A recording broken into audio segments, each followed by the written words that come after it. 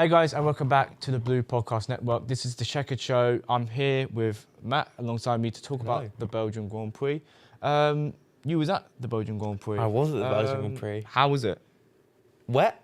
I think that's It was a little bit wet, wasn't it? I got a bit wet. The Friday and Saturday were lovely weather. But yeah, the racing it could have started a lot earlier from my perspective in the stands. But it was a good weekend. I enjoyed it. Nice. We'll get on to the whole Spa situation with the rain a little bit later on. But should we start off with the first event of the weekend? Not practice, but sprint qualifying. And how bad Lewis Hamilton is. Not how bad Lewis Hamilton was, but the poor performance from Lewis. Well, to be fair, was it...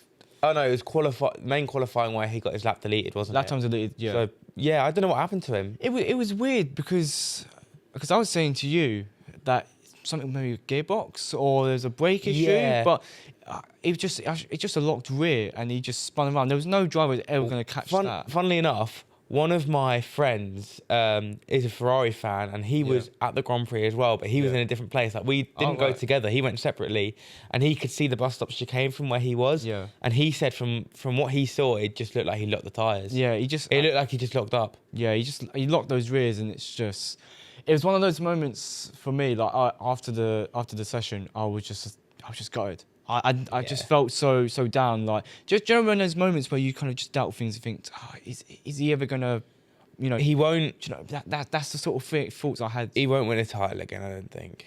I'm not sure. I believe he can do it. I don't know. I know we have to. I guess I feel like I always say we have to wait and see. With this stuff, but I was very disappointed with Lewis there. Kimi Antonelli got knocked out in SQ1 as well. That was quite a bad mistake from him because I think he's been decent. I think his last couple of races have been harder, but he obviously he went off the gravel. I think he did, or he just went off track. He went into gravel, spun, and then couldn't set his final lap time because of the whole Lewis in the last sector. Because he came P20, didn't he? He was P19, yes. But still, it's not good enough from him. He should be doing better than that. He's been really struggling in a lot. I think he's only had 1 point finished in the last 7 races or something like that. I'm not 100% He's sure. a good driver though. And also the car's dropped off massively. If you look at Russell, he's struggled as well since winning in Canada. Yeah, that's a fair point. I think since Canada, that car has just not been to the level. Slowly going down. I just think Kimi Antonelli a little bit looks out of his depth a little bit. You reckon? I don't know if it's just maybe he's inexperienced. This is his first year. He's 18 years of age, but I don't think he's quite come in and set the world alight as this generational talent. I think there's still a lot for him to learn, and I think he's overhyped. I think maybe a little bit overhyped. Not massively, because I do think he will get to that level, but I think at the age he is now, he's probably a bit overhyped. Yeah. I think there are other rookies who are just as good as him. I think Bortoletto's definitely up there. Hadjar has been very, very good. I even think Colapinto's been quite a lot better in the last few races. He's shown his potential. He's not done too badly. But yeah, I just think with Kimi Antonelli, he was touted as this next generational talent, this next big driver. To be the next Max Verstappen and stuff like that. Hasn't quite hit that. No. And I know drivers are different and things like that, but I still want to see slightly more from him. And I don't know if maybe he should have had another year that wasn't in a Mercedes, maybe elsewhere, and things like that. I don't know if he was just rushed in just a little bit too quickly. That's my little bit of a fear with him. But I think he's definitely still got more to prove for me, in my opinion. But he just looks a little bit out of his depth, and he definitely struggled this weekend. But on pole was Piastri. It was such a good lap. Such a good lap. I remember actually, because I was sat between turn 1 and Eau Rouge, and I remember watching the laps, and I could see when Norris went into his final lap, he just went slightly too deep into turn 1, and you could just see that the car twitched on the exit. And I said straight away to my dad, I was like, Piastri will be on pole because Norris overcooked that slightly. Because the thing is that you make a mistake in the first corner, you're carrying that all the way. It's the whole way through. And when you watch the support series as well, you could see that massively. Like if one of the F2 cars went even just slightly wrong in turn 1, the whole way up the hill, the whole way down the Kemmel Straight, you're screwed. Because effectively the whole first sector is you're just flat out. That's pretty much. And it's flat out from turn 1. So if you make a mistake in turn 1, you're losing tenths that whole time. Exactly. Yeah, so Piastri was on pole, followed by Verstappen, who was in P2, and Norris in P3. So let's move on to the sprint race. Verstappen took the lead on the opening lap. Very good move, by the way.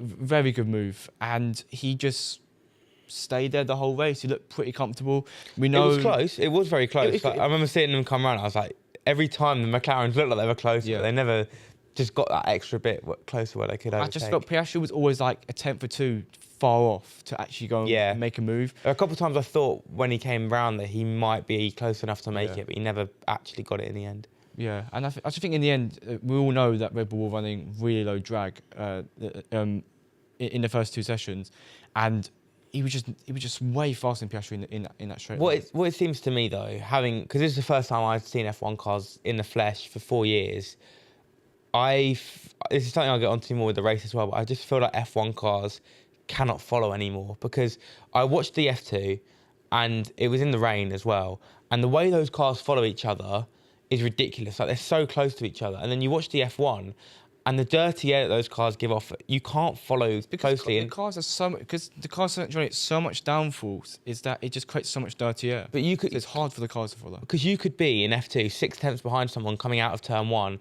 you could get a similar exit, but because of the slipstream, you'll end up overtaking them on the Camel Straight. But in the F1 cars, if you're even 4 tenths behind someone, you probably won't overtake them. It requires the other driver to make a mistake, and I feel like that's the issue with the racing at Spa at the moment, is that the cars just can't follow each other, and you have to have a massive tyre advantage as well. That's the overspeed you need. Like, because even like Piastri's overtake on lap 1 in the main race, I definitely think there's some sort of battery issue there, because the overspeed he had over Norris is massive, and you see like when Verstappen was close to Leclerc, he just couldn't get him. It was too far away. Even Luce was stuck behind Albon. That's what I mean.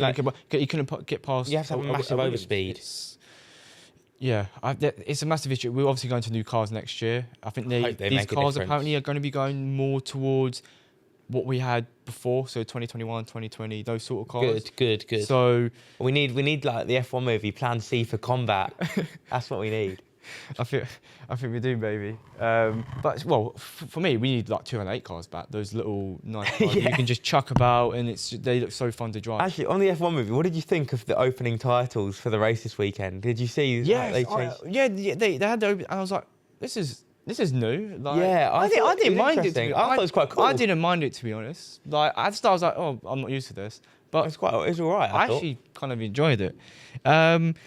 The sprint race, I thought, other than the starting lap, I mean, they were just going round and round. Yeah. But I thought the funniest bit was Gasly was like, he came out the pit steps behind, because it was odd, because we obviously couldn't hear much from what was going on commentary-wise, because they had commentary in 4 languages. Wow. So we only got the odd bit. So we saw Gasly getting wheeled off the grid, but then my friend was like, oh, Colapinto's not on the grid. So we thought we got the Alpines the wrong way around. Yeah. And then Colapinto started from the pit lane. So we were like, oh, well, Gasly must have gone past. And we're like, hang on, there's only one Alpine. And then one came out the pits. We were like, oh, Colapinto pitted. And then we were like, oh, wait, both of them were out the race at the start, and they've both come back in. That's mad. And he was just on his own part of the track for the whole race. It's so funny. I guess in that way, Alpine looked like it's just more laps of more data. It was a practice session, because like obviously you don't get FP2.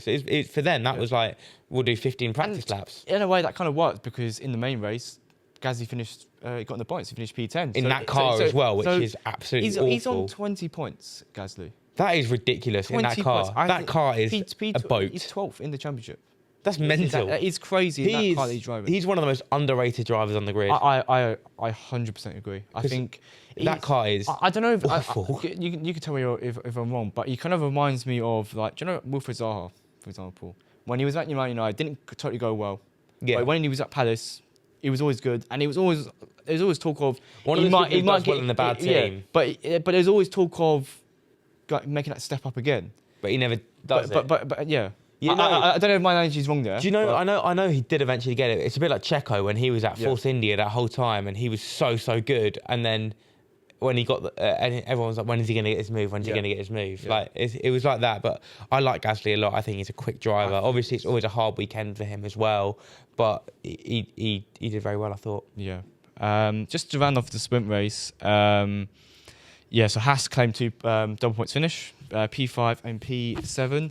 That's why I'm supporting them. They had a very good weekend. Very good, very strong weekend. They ran opposite cars. One car was, I think, Behrman's car had higher downforce, and the other car, Ocon's car, had lower downforce. I can't remember. I like Ollie Behrman a lot, but I think he's got big things ahead of him. He's really. I think out of all the rookies, apart from maybe Hadjar, he's probably the one that's impressed me the most. Up the Chelmsford boy. I'd say, yeah.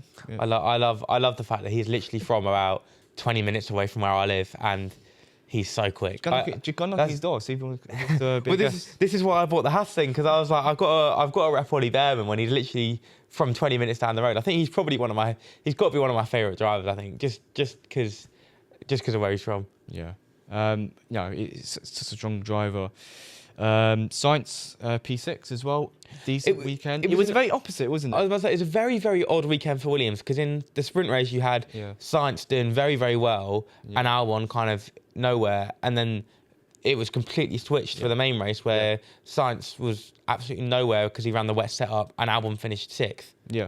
But it was a good weekend overall for them. Good points. Yeah, I think with Science, it's he hasn't particularly had a great time at Williams so far. He's struggled a little bit, and hopefully that's going to give him a little bit more confidence. Do you think solidifying themselves as best of the rest? I'd say so. I think so, but I do like the look of Aston Martin as well. Do you? I thought they had an awful weekend. They're awful this weekend, but before that they were on a nice points run and things like that. I think they got upgrades coming into Hungary, I believe. Maybe, yeah. Because I think they were the only... Was it them or was it Sauber who were the only team not to bring upgrades to Spa? There was one team that didn't bring up any upgrades. I think Aston Martin were meant to bring upgrades here, but they didn't use the upgrades. So they're going to use it for Hungary. So I don't think Sauber bought any either, though. No. But they had an all right weekend. Yeah. What next? What are we getting on to next? Yeah, so we're going to the actual qualifying. Nice. First of all, both Aston Martins were dead last. They had no pace this weekend, had nothing as I just said, yeah. But my thing is, Hungary's a completely different circuit to what Belgium is. So you can imagine they go back up into the points maybe. We'll see. But yeah, again, Antonelli, Hamilton were out of Q1. Hamilton obviously did the track limits. You said that you was like... I thought so. As I said, I was sat like with a view of Eau Rouge to my left, and I was watching him do his lap because I kind of was watching the quickest cars. So I saw him come round, and I was like, right, let's watch Hamilton come up the hill. And I watched him go up the hill, and I saw him on the curve, and I was like, that looked like he went over that curve too much. And I was like, that is track limits, surely. And then I was like, oh, well, it's not been given yet, so surely he's fine. I must have, because it was decently far away. I was like, I must have just been too critical with him, and I was like, because he was like under a lot of pressure because he was one of the last cars to cross the line. Yeah. He's like, Lewis, just get through. And he was like 6th, 7th. And I think, okay, that's cool, it's cool. And next thing, because they went for a break and they came back and, Hamilton's that time's been in there. Again, he's out. He's out in the first session. Can I say though, fair play to Gabriel Bortoletto. Yeah. Because he qualified 16th. He obviously then got promoted to 15th. Yeah. And then he got into Q3, and I know he finished 10th in Q3, but he was going to be starting 16th, and he managed to start 10th, and that was what set him up to get in the points. Yeah, very good. He finished in the points. Hamilton getting out completely changed his weekend. Yeah, and but the thing is with Lewis, we'll also speak about, but he went from a completely different. He was a very poor weekend, but then the race wasn't too bad. The race was very good. It was very good. It was very strange. Again, Antonelli was out in the first session again. I don't know what happened to him, because that one, he didn't seem to make an obvious mistake. No. He just seemed to be slow. I just think he just, again, maybe a little bit out of his depth. And I'm not trying to say that in a bad way. I just think he's still learning a lot. That's my point. He's still got. I think he's still learning. I don't know. I would say though, on second drivers, I think it was probably Yuki Tsunoda's one of his best weekends for Red Bull so far. I was going to get onto Tsunoda. I got it's like P7. P7, I think. Yeah, behind Albon. But I know he's still not on pace with Max. But then again, I don't think anyone would be. The funny thing is, so Red Bull brought a new floor upgrade to Belgium, and only Max got it, right? Max got it, but they had a spare one, but they kept it spare for Max. Oh, interesting. But going to qualifying, I believe they gave the spare one to Yuki Tsunoda. And he was a lot quicker. He was 3 tenths off Verstappen, and that is much closer. That's probably the closest he's been to in a qualifying session so far this year. Yeah, it's good. I don't know that, but I think that's... He's probably one of the closest he's been to. He was a little bit unfortunate in the race with the rain coming down. He kind of just got stuck in the midfield and couldn't really do much.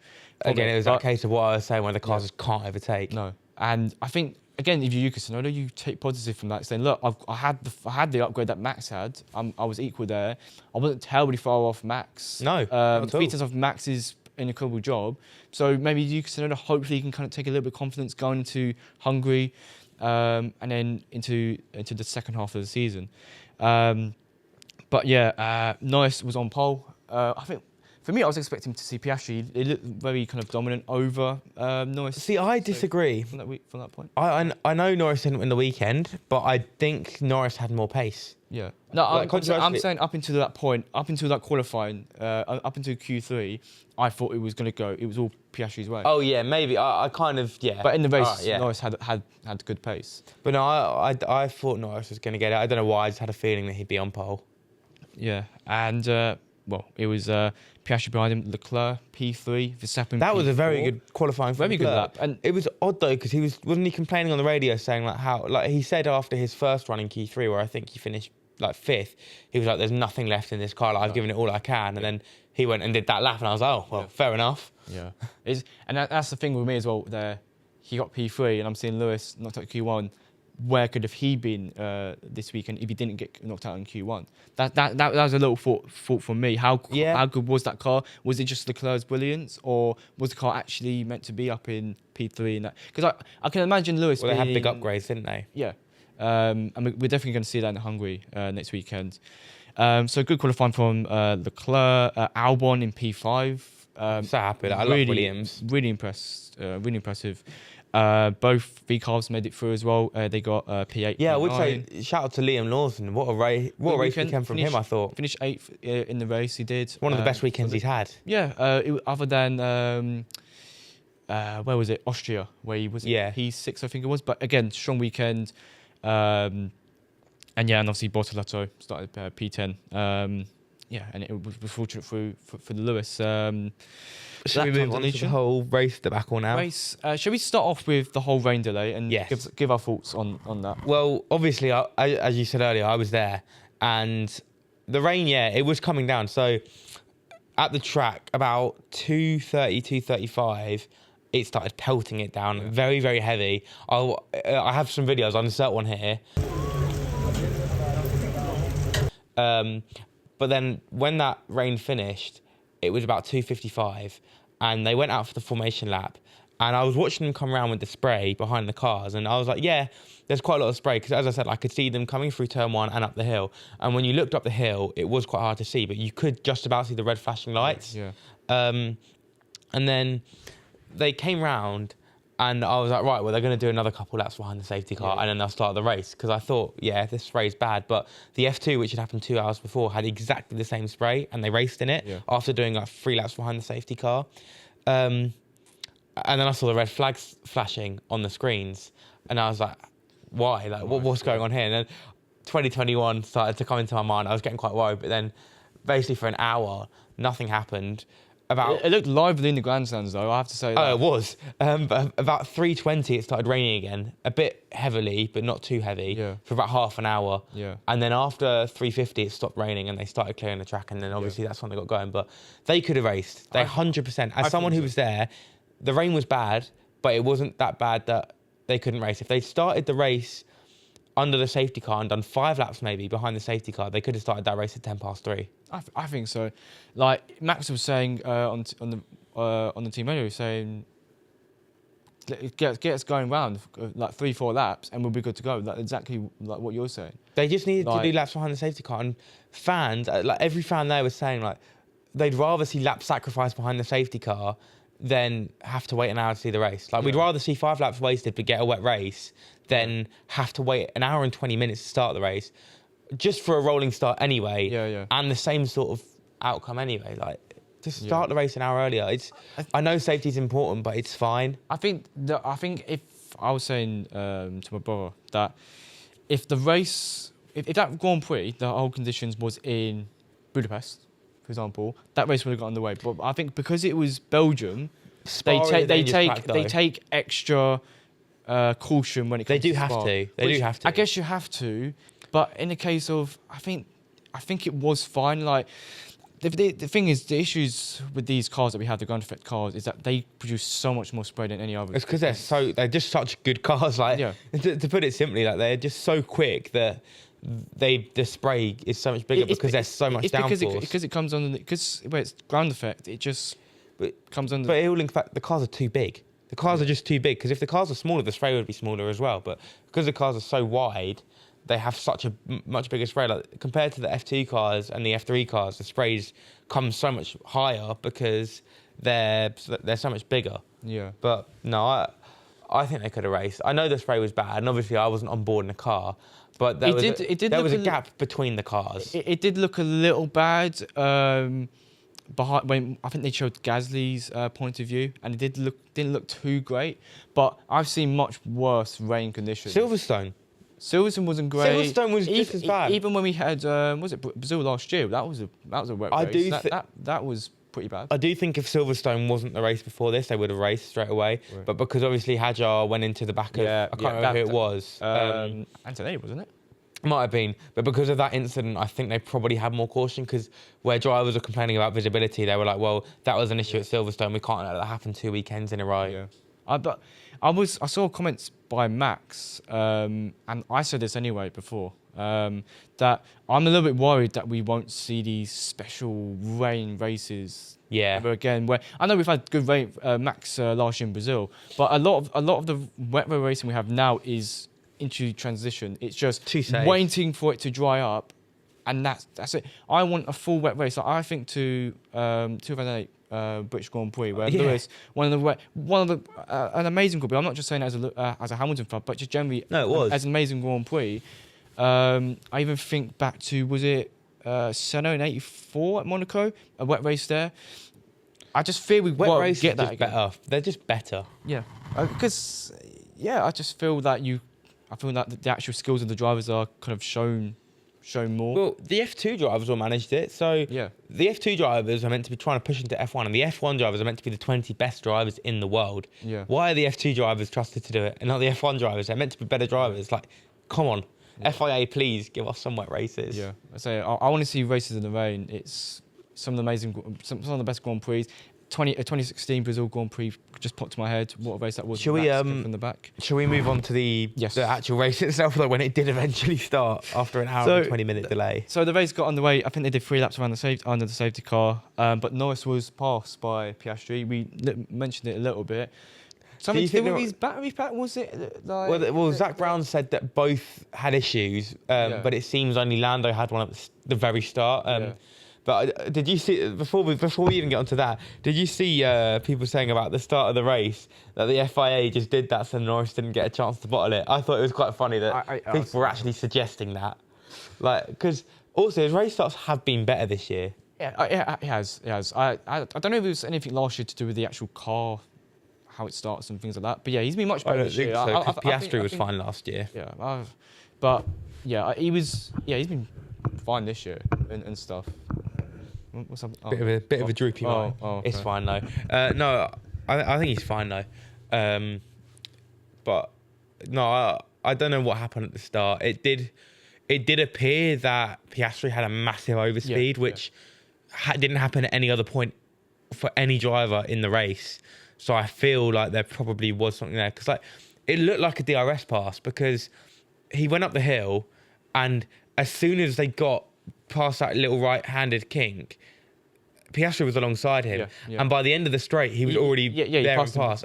Before time 5. That was like a DRS pass. That shouldn't happen from just like driving up the hill and losing a bit of time. Like, even if he got a bad exit out of turn 1, which from what I remember, I don't think he did, it shouldn't have had that much of a speed game. Which in the end really costed Norris the win. Like, sure. I don't think Piastri would have passed Norris if he was still behind him. I don't think. Norris had a lot more pace. He had a lot of pace. Obviously, he was on those medium. No, Piastri was on the mediums. Norris was on the hard, which I thought was quite strange. Obviously, when they went on to the dry conditions, I thought it was quite strange where they split the strategies between the two drivers. But I thought Norris, because I was watching the gap the whole time. Yeah, as I'm sure a lot of people were, but Norris was getting closer from the start of the stint. He was on a slower tyre, but every single lap he was gaining a couple of tenths. Like, well, not every lap, but most laps he was gaining a couple of tenths. It was just some little mistakes that let him down. Like, I know that's not what cost him the win. It was more the pit stop, I'd say, and probably not double stacking. I think if they double stacked and he'd come out 3 seconds behind Piastri, he would have caught him. Yeah. But yeah, I think the mistakes did cost him quite a lot. Like, he went deep into turn one a couple of times. Yeah. He obviously the thing that happened, the incident that happened at the start with his battery, say the pit stop having to pit after Piastri, that would have been an effect as well. Yeah. And he made a few mistakes trying to absolutely push to get onto the back of Piastri. I do blame McLaren a lot though.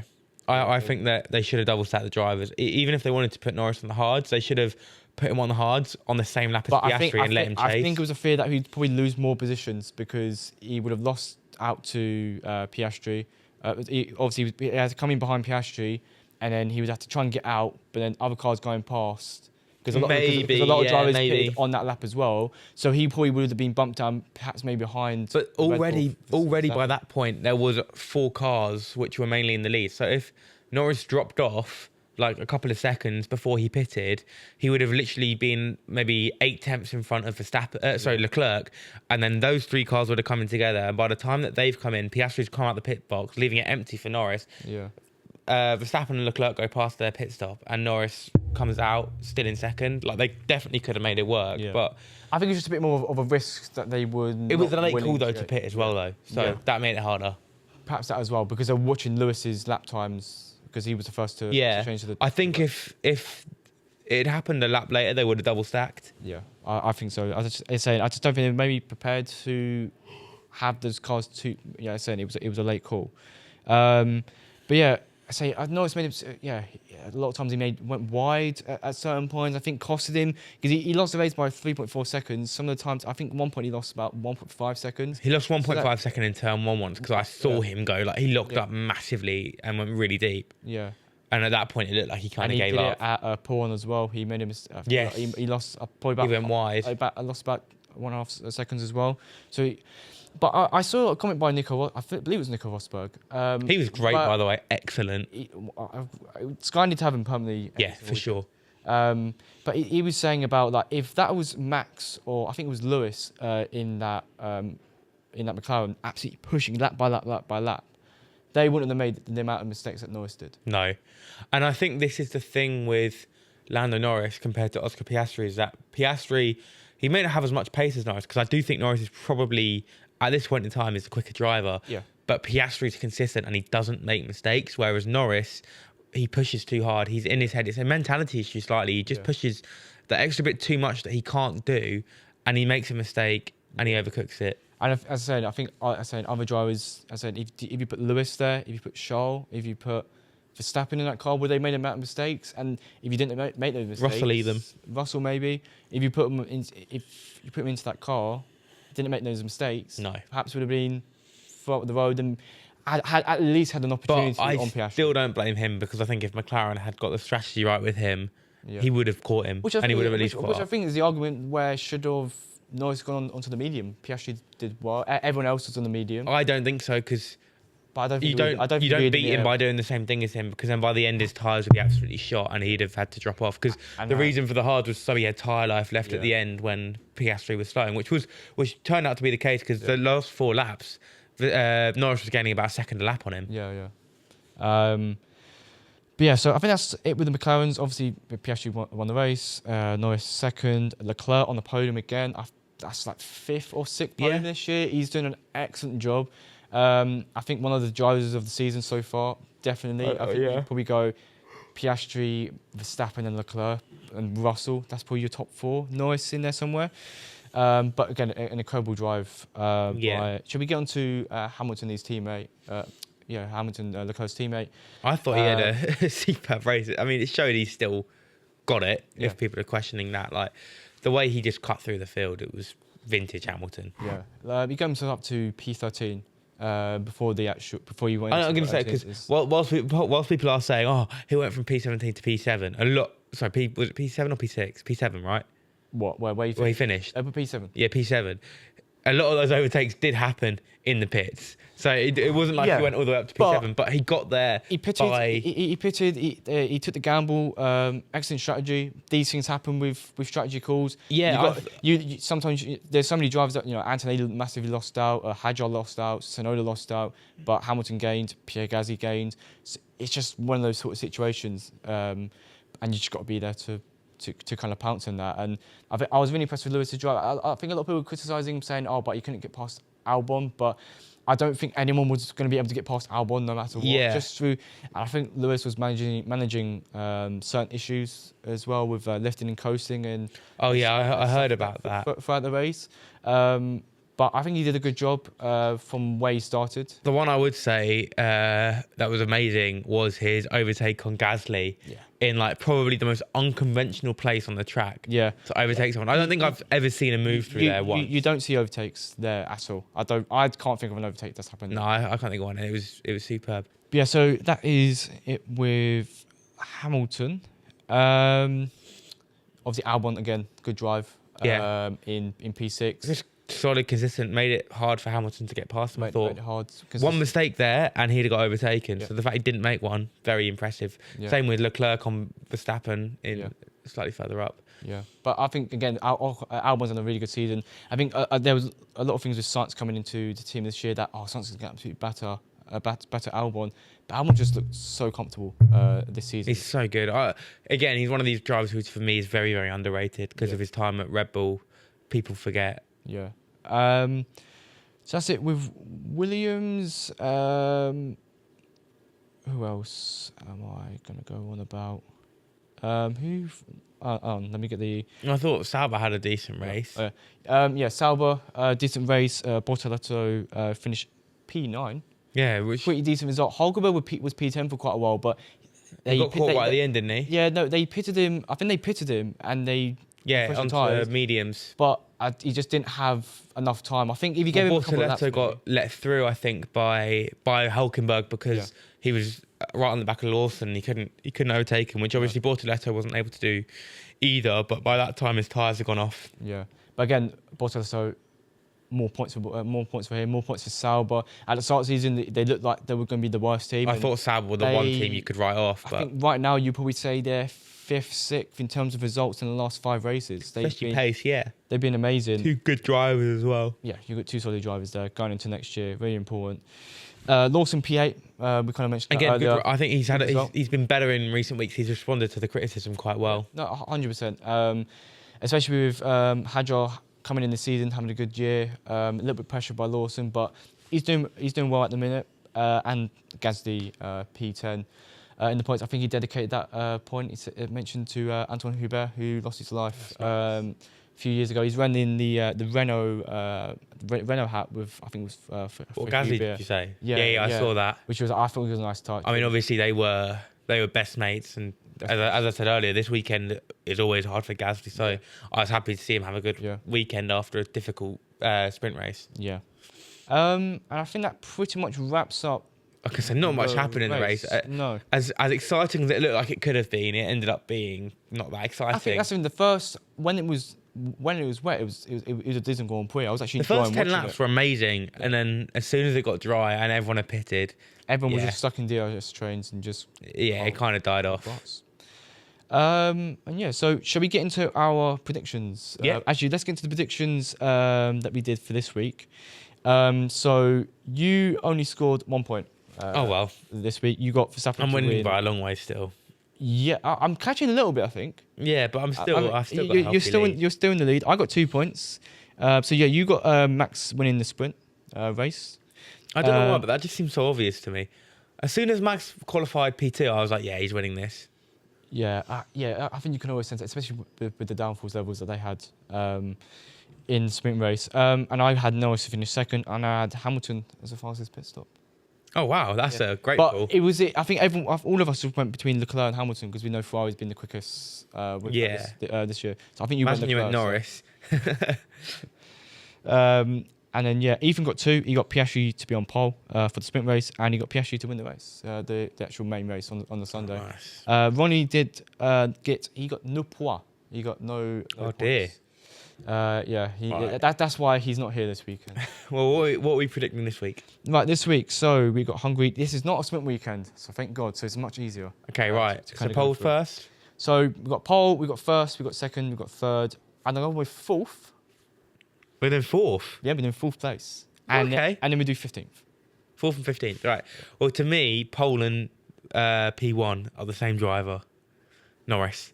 Yeah. This is a Lando Norris track. This is like, for me, this is a track that Norris likes a lot. He's going to do well at. He mentioned that and, as well. And he'll run it. He'll run well at the Hungaroring. So he will start on pole. Yeah. He'll win the race. Well, he nearly won there last year, but he had to give the position back to Yeah. Piastri. I've seen a lot of people talk revenge. about this thing with the championship. Is that like there's a lot more Norris tracks left than there are Piastri tracks. So it'll be interesting to see where it goes. We shall see. I said the exact same thing. I did my. You've already done yours. So you think P1? I said I think pole. Norris will win pole. I think Norris will win the race. I said Norris mentioned saying that he's looking forward to Hungary. He said it's a little bit more suited to him, so I kind of trust that, and I think it will go well. P2 and P3. I'm going to go slightly controversial because I don't want to be boring. I'm going to say Verstappen to come second because I feel like, again, he runs well at this track and I think he'll do well. I reckon, do I put Piastri in who is what I think, or do I put something exciting in? I'm going to put Piastri in. I'm going to say Norris, Verstappen, Piastri. What are you saying? Well, I'm gonna Piastri second. I see absolutely walking away with this weekend. I don't see any way any other team beat them this weekend. No, I know. On this sort of it's the kind of track that suits them, which is why I'm going something controversial, because I feel like nothing obvious ever happens in F1. Like, I feel like it's just going to be too complicated for that to happen. I might. Right, third place. I went with. I'm gonna stick with it. I'm gonna go with George Russell. I feel like Interesting, yeah. I feel like the Mercedes have always gone well at Hungary. I could see Russell it. Russell was on pole one year. I know Lewis was on pole one year. I feel that team, they go well over there. I know they've had poor results recently, but yeah, I'm going to go with George Russell in third. P4, I'm going with Lewis Hamilton. I've gone with Lewis Hamilton as Have well. you? Yeah. Oh, it's because it's a good track for him. It's a good track he's for him. had 9 pole positions and 8 race wins at that circuit. I was so tempted to put in P3. I was so tempted. For me, it was between Leclerc, Hamilton, P4, but my support for Lewis overrides that Leclerc shout. So I'm going to go with... So we've both gone Lewis P4. P4, and then... P15? P15. I'm going to put Liam Lawson. I feel like the race. Are you looking at my list? I've gone. I'll change it. I'll change mine to Isaac Hadjar. Oh, that's what I was going to do. Okay, I'll do Isaac. I just feel like this is a weekend where racing balls aren't going to do as well. Before you said that, I was going to say it's going to be Liam Lawson or Isaac Hadjar because the racing balls aren't going to run well around here. But so I'll stick with Lawson then. But yeah, I think Lawson. He had a good weekend in Spa, but I just feel like this track won't suit them. Yeah, I see. As I said, I think Aston Martin will come good this weekend. I feel Haas are very poor one weekend. I think Haas will do well. And then they do well. It's very like 50-50. I think they'll slowly come uphill from here. Yeah. I think Behrman gets points again this weekend, and maybe Ocon as well. Well, wild prediction. Well, no, not really. I think it's very hard at the moment to predict who's the worst team and who's the... Alpine. That 10th to 5th. Alpine are the easiest. I think Alpine, but I don't think they're too far off. They are. With Gasly, I don't think they're too far off, but with the second The driver, car pace-wise, they are. It's like Max with that Red Bull, with Gasly and the Alpine. They're both really out-driving. But even with that, say, Gasly's able to still score points. And I'd say just, again, like between... Is Haas going to be quicker than Vicar? Or Aston Martin going to be off the pace this weekend? And we can see Sauber up there. It's a very kind of like... Very good midfield. I've never really known a midfield like it, and stuff. I know we've had midfield close, but we normally have like 2 teams like right at the back and stuff like that. Yeah. But yeah, is there anything else that we need to go over? I think so. And yeah, so thank you guys for watching. We'll be back next weekend for the Hungarian Grand Prix. I'm very much looking forward to that. One of my kind of favourite circuits. Yeah, I'd have to say. It's like a go-kart sort of circuit, which is a little bit fun. So thank you guys for watching. Make sure you follow us on Instagram, on TikTok, subscribe to the YouTube, like, comment, all that good stuff, and we'll catch you on next episode. Peace.